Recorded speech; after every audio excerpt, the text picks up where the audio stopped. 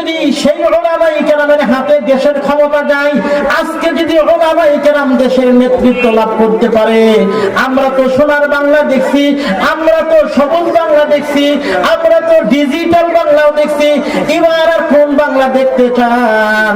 এইবার বাংলাদেশের মুসলমানের একটাই দাবি হবে, আগামীর বাংলা দেখতে চাই, কোরআনের বাংলা, ঠিক কিনা বলেন?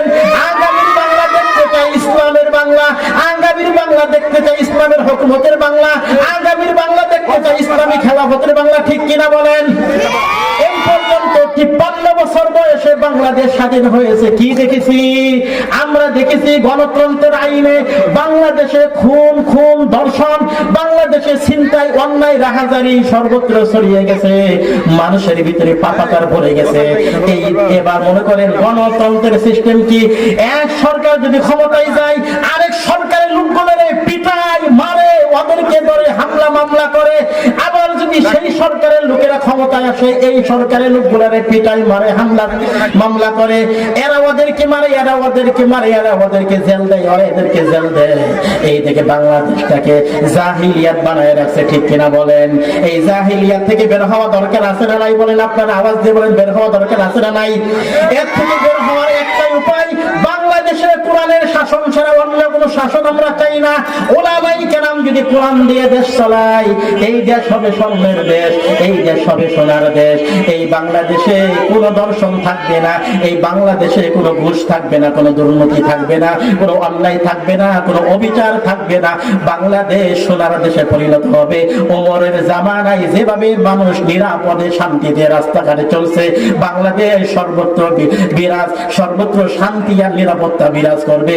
কোনো নারী দর্শন হবে না, কোনো অটো এগুলা চুরি হবে না, কোনো মানুষ অপরাধ অন্যায় করবে না। সর্বত্রই দেখবেন আদর্শ আর আদর্শ থাকবে। কোন মানুষ যখন আল্লাহ পাকের বিধান অনুযায়ী দেশ পরিচালনা করে, আর দেশের জনগণ যখন আল্লাহ পাকের কোরআন দিয়ে শাসিত হবে, আল্লাহ পাকের কোরআন দিয়ে দেশ পরিচালিত হবে, আর মানুষগুলোর ভিতরে যখন ঈমান আনয়ন হবে, মানুষগুলা ঈমানদার হবে, মানুষগুলার ভিতরে আল্লাহর ভয় থাকবে। আল্লাহ পাক এমন দেশের ক্ষেত্রে কোরআনুল কারীম বর্ণনা দিয়েছেন।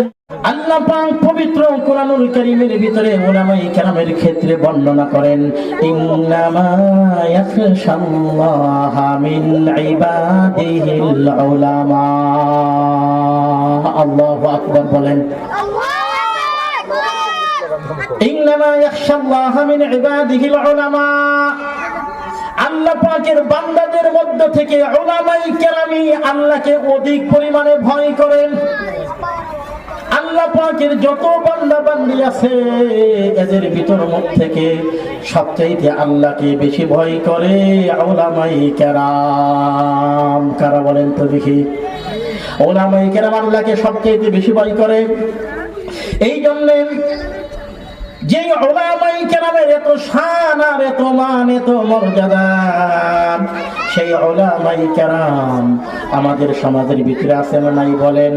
আমরা যদি আমাদের সমাজকে উলামায়ে কেরামের নেতৃত্বে পরিচালনা করি, আমরা যদি আমাদের সমাজকে উলামায়ে কেরামের দিক নির্দেশনায় পরিচালনা করি, আমরা যদি আমাদের সমাজটাকে উলামায়ে কেরামের বাণী দিয়ে, উলামায়ে কেরামের নসিহত দিয়ে আমাদের সমাজকে পরিচালনা করি, আমাদের সমাজকে যদি সাজাই, আমাদের সমাজ সুন্দর হবে, ঠিক কিনা বলেন?